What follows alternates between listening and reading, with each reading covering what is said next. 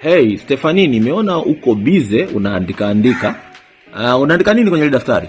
Nachukua rekodi za mimea. Okay. Mimea gani? Yaani rekodi gani ulikuwa unaziandika leo? Ya passion. Passion zimefanyaje?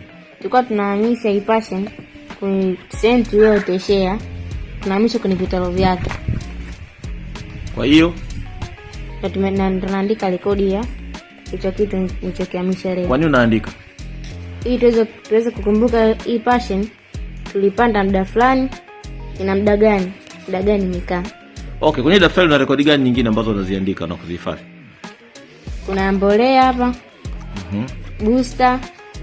Kwa hapa tuna jinsi ya kutumia hii booster na jinsi ya kuapply katika mimea yetu. Okay, tuendelee. Nionyeshe vitu vingine. Kuna dawa inaitwa Defender. Okay. Hii dawa inasaidia katika mimea yetu ikiwa inaliwa na wadudu. Okay. So kwa nini unaweka rekodi huko kwenye daftari juu ya hiyo dawa?